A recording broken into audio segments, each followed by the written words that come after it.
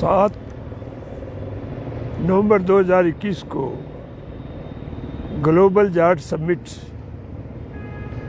द्वारा रविवार को सुबह 11:15 बजे बिरला ऑडिटोरियम में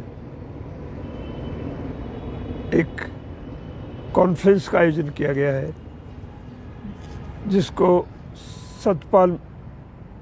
सतपाल मलिक, मेघालय के गवर्नर, संबोधित करेंगे।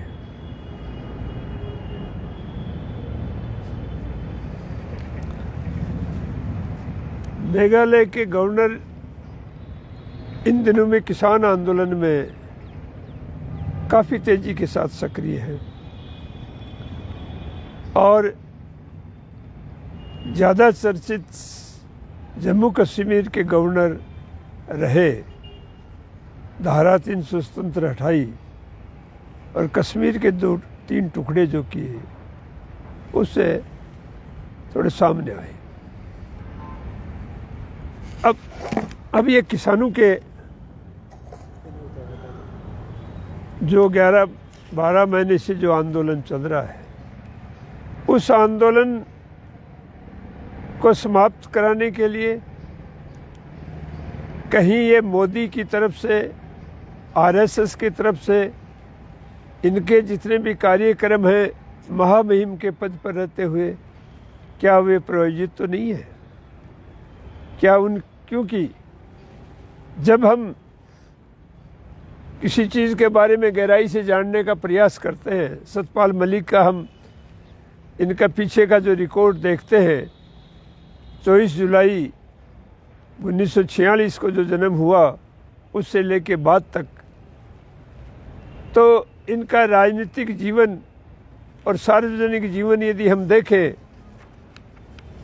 तो ये गवर्नर बनने से पहले अपनी राजनीतिक मान्यताएं 6 बार बदल चुके। पहले ये भारतीय क्रांति दल में रहे, भारतीय राष्ट्रीय कांग्रेस में रहे, जनता दल में रहे, लोक दल में रहे, समाजवादी पार्टी में रहे और आखिर में बीजेपी में आके ठहरे।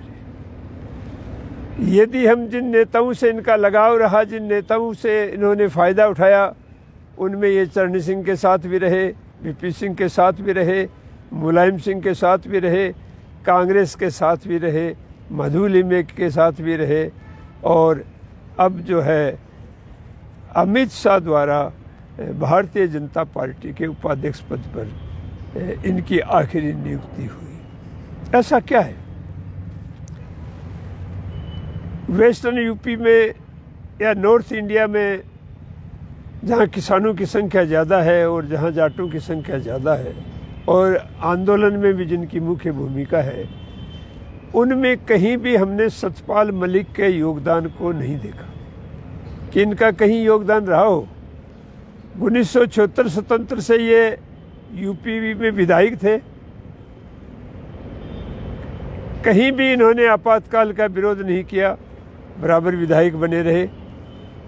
फिर इन्होंने इन्हीं नेताओं का सहारा लेकर राज्यसभा में भी रहे, जनता दल के एमपी भी रहे।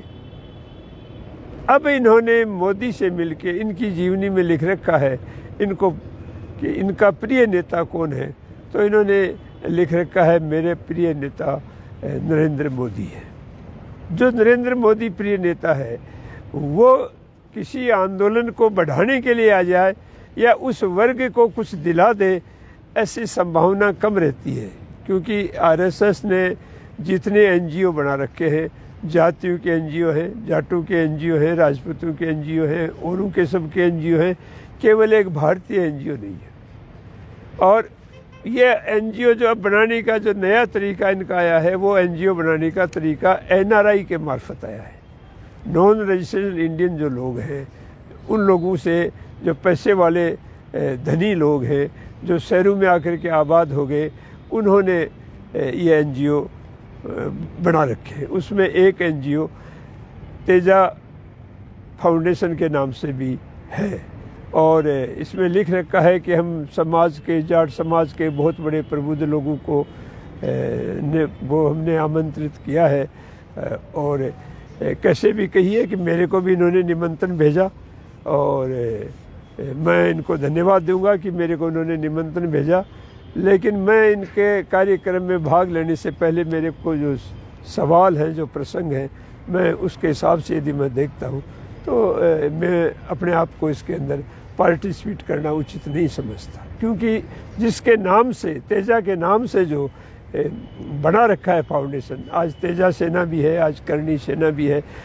तेजा फाउंडेशन का हम यदि तेजा का इतिहास देखते हैं तो मैं सोचता हूँ कि राजस्थान के अंदर सबसे ज़्यादा यदि कोई जाटों के बारे में किसी ने शोध की है तो वो ठाकुर देशराज ने शोध की है। और ठाकुर देशराज ने जो जाट इतिहास लिखा है वो आपके सामने है। ये जाट इतिहास ठाकुर देशराज ने लिखा है।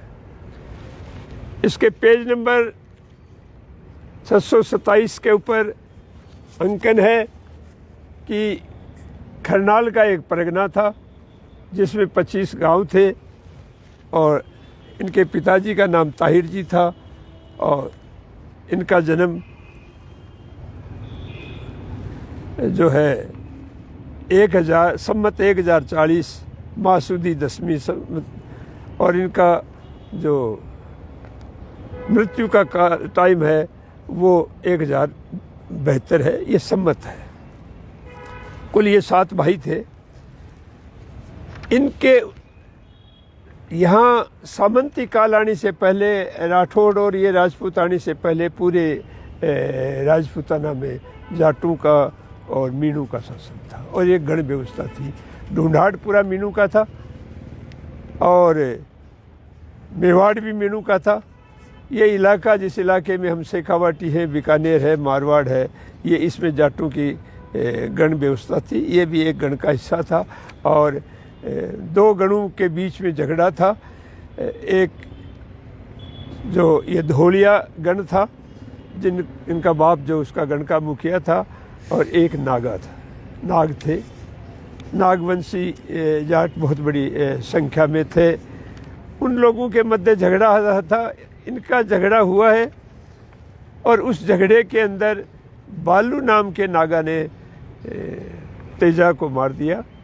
उसकी औरत भी मर गई और उस लड़ाई में बालू भी मर गया। जब ये वहाँ मर गए, लड़ते हुए मरे, इसलिए ये झुंझार की श्रेणी में आता है, इसमें कोई दो राय नहीं है। लेकिन इसकी मृत्यु के बाद जो चित्रकार ने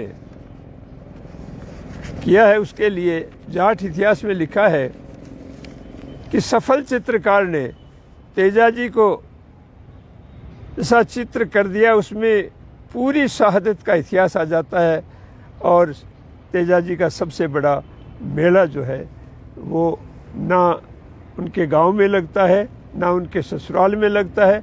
उनका बड़ा मेला परबतसर में लगता है और परबतसर में जो मेला भरता है वहाँ मंदिर के ऊपर एक शिलालेख लगा हुआ है जिसपे लिखा हुआ है सम्मत 1791 साके 1665 बहादवा बदी छठ मृगवासरे महाराज धीराज श्री श्री 108 श्री श्री अभय सिंह जी तस्या प्रधानो भंडारी जी श्री विजयराज जी तेजा जी की प्रतिष्ठा अवतित की और मूर्ति सुरसरा से जो है वो किशनगढ़ राज किशनगढ़ से ला करके यहाँ स्थापित की। कि तेजा का जो गुणगान किया और इसको लोक देवता का माना वो 584 वर्ष बाद। तो ऐसे महामहिम, एक तरफ तो यहाँ महामहिम आ रहा था, एक आरएसएस वाला जो यहाँ से शेखावाटी से एमपी है, एक होम के नाम से एक फर्जी अनुष्ठान के रूप में वो काम कर रहा था, उसमें उसने बुलाया और ये हमें नोटिस दिया, उसमें मेरा भी नाम था कि आप महामहिम को काले झंडे नहीं दिखा सकते, इतने बड़े पद पर हैं। और दूसरी तरफ महामहिम जैसे लोग यदि जातिवादों को, गोत्रों को बढ़ावा देते हैं, किसान आंदोलन को यदि तोड़ने का प्रयास करते हैं, तो मैं सोचता हूँ ये किसान वर्ग के लिए बहुत बड़ा अहित में होगा। और मैं जो किसान वर्ग के अहित में है मैं उनके साथ नहीं हो सकता, मैं किसान वर्ग के साथ में हूँ। उसमें मेरे कुछ सवाल ये है कि क्या जातिवाद को बढ़ावा देना महामहिम की ड्यूटी में आता है? किसान आंदोलन को तोड़ने के लिए मोदी व केंद्र सरकार ने क्या आपको जिम्मेदारी दी है? आपके पीछे की भूमिका सराहनीय नहीं रही, आपको जन आंदोलन में कहीं आपकी भूमिका नहीं रही। आपको किसानों के हित के लिए कोई कार्य करने की भूमिका नहीं रही। और तेजा फाउंडेशन के बारे में जहाँ भी महामहिम का दौरा आता है तो पहले अध्ययन किया जाता है कि ये क्या चीज़ें हैं। तो जो आज शहरों में बड़े पैसे वाले आबाद हो गए, उन लोगों को कोई न कोई समाज में जगह चाहिए और केंद्र हुकूमत के साथ वो लोग रहते हैं और लोगों को बांटने में उनकी मुख्य भूमिका रहती है। इसलिए हमें हमारा महामहिम से अनुरोध है कि वो हमारे सवालों का जवाब दे, अन्यथा जो महसूस हो रहा है, हमें ये महसूस हो रहा है कि ये आरएसएस और मोदी के द्वारा प्रायोजित कार्यक्रम है और कार्यक्रम होकर के किसान आंदोलन को ये बर्बाद करना चाहते हैं। इन्हीं शब्दों के साथ मैं आज का ये बात समाप्त करता हूँ। धन्यवाद।